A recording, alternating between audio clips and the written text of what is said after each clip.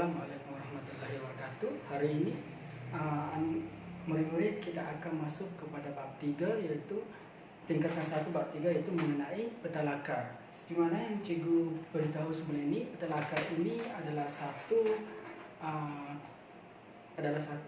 lukisan daripada udara ataupun daripada atas. Baiklah, sebelum itu cikgu akan menunjukkan definisi peta lakar itu sendiri. Pertama sekali, peta lakar adalah menggambarkan permukaan bumi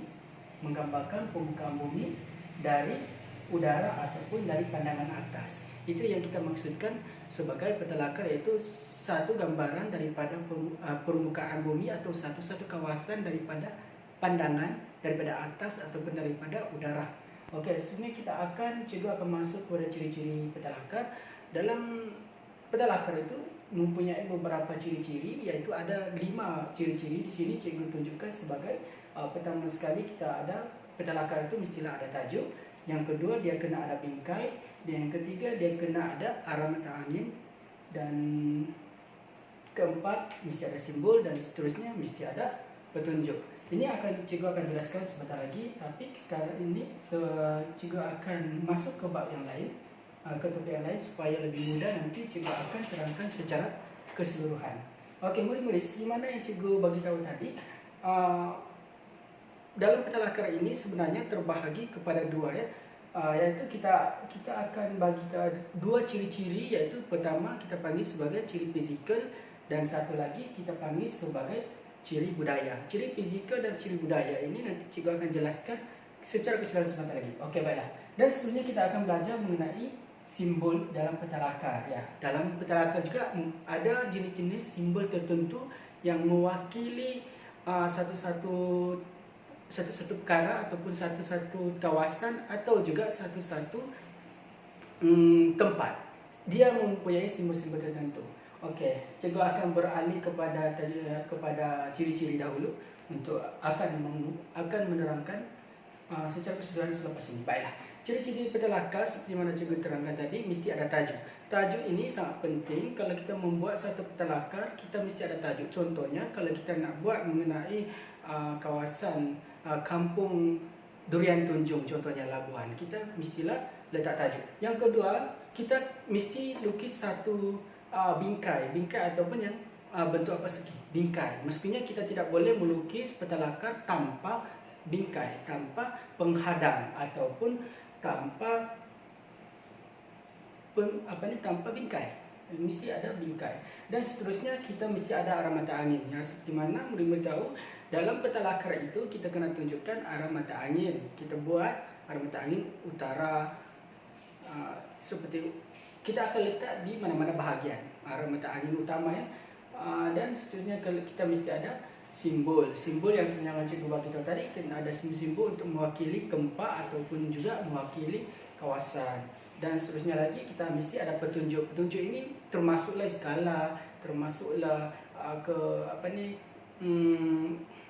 petunjuk-petunjuk yang menunjukkan satu-satu kawasan ataupun berkaitan dengan permukaan bumi di kawasan itu. Baiklah, seterusnya kita juga akan kupas mengenai simbol dalam peta lakar.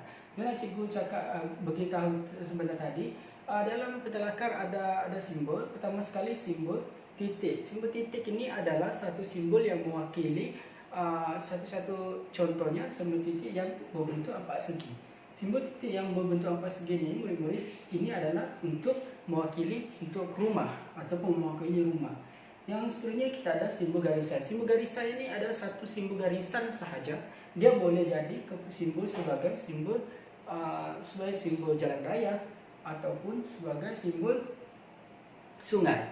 Beza jalan raya dan sungai adalah bila simbol garisan untuk sungai selalunya dia berwarna biru, manakala untuk jalan raya selalunya dianya berwarna hitam dan lain-lain.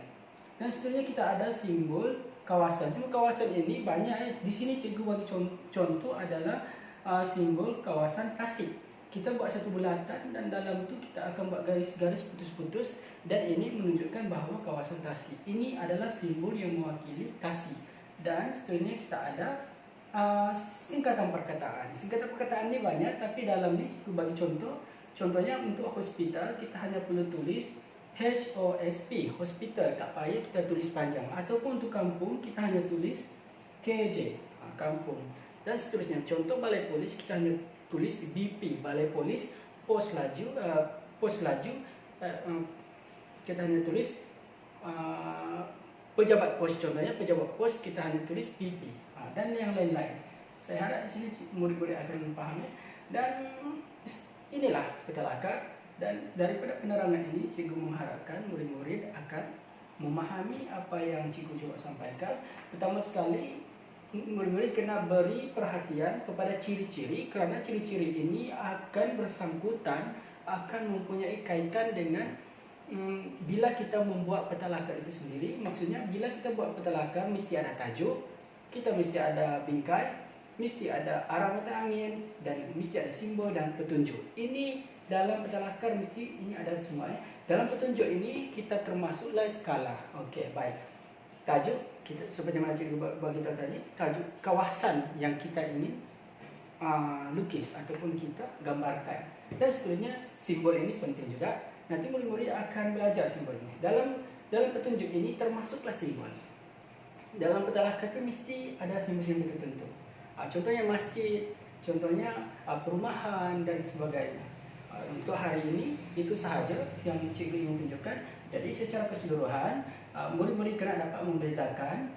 Cikgu akan sentuh pandang darat fizikal dan pandang darat budaya. Okey, untuk pandang darat fizikal, murid kena ingat fizikal adalah sesuatu benda terbentuk tanpa